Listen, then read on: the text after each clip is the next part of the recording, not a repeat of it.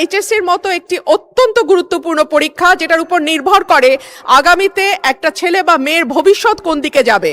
মাননীয় মন্ত্রী কি দয়া করে বলবেন যে কি সমস্যা ছিল পরীক্ষাটি কিছুদিনের 2 দিনের জন্য বা 1 দিনের জন্য পিছিয়ে দেওয়ার?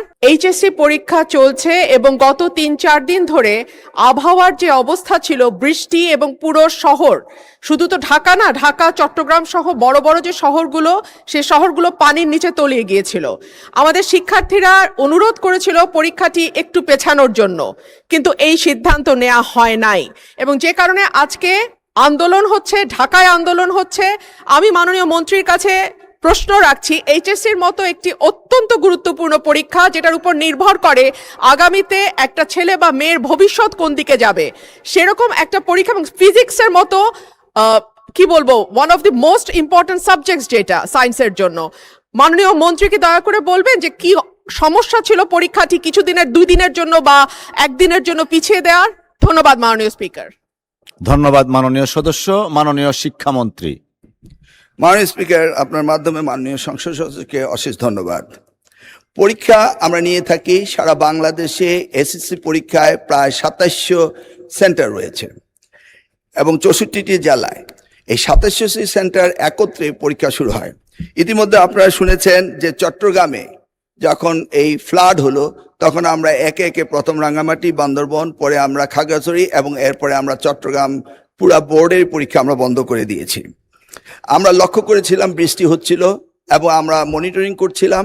সেই সাথে মনিটরিংয়ের সময় আমরা 64টি জেলার এসপি এবং 8টি বিভাগীয় কমিশনার এবং প্রত্যেকটি বোর্ডের চেয়ারম্যান, ইউনো সকলের সাথে আমরা কথা বলেছি এবং ওয়েদারম্যান, আমরা ব্রডকাস্টিংয়ের জন্য তাদের সাথেও কথা বলেছি।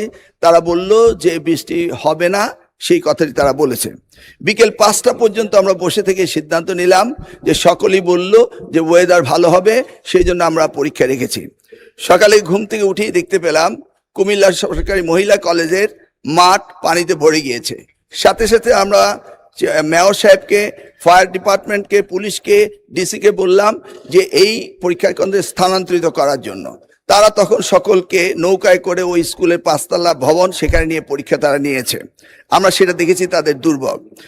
তাছাড়া বাংলাদেশে, সারা বাংলাদেশে আমরা ডিসিদের সাথে কথা বলেছি এবং ইউনিয়নদের সাথে, তারা বলেছে যে কোথাও পরীক্ষা কোনো রকম দুর্যোগ ঘটেনি, একটি শুধু কুমিল্লা মহিলা কলেজে ঘটেছে।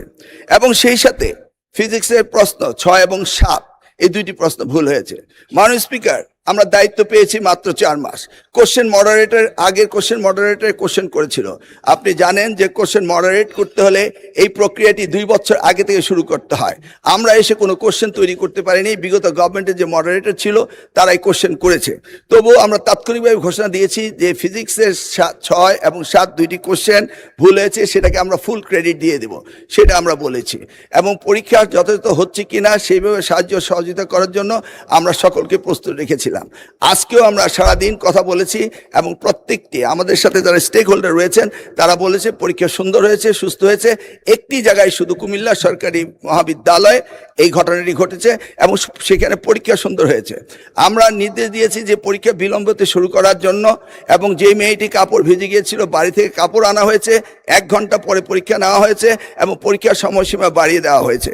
আমি মাননীয় স্পিকার আপনার মাধ্যমে জাতিকে জ্ঞাতার্থে করতে চাই যে পরীক্ষা পদ্ধতিতে আমাদের যে সিস্টেম রয়েছে, সেখানে লোকাল যে গভর্নমেন্ট রয়েছেন, ডিসি হতে, ইউনো হতে, পুলিশ হতে, তারা তাৎক্ষণিকভাবে ব্যবস্থা নেবেন যে পরীক্ষা এখানে নেওয়া যাবে কি যাবে না।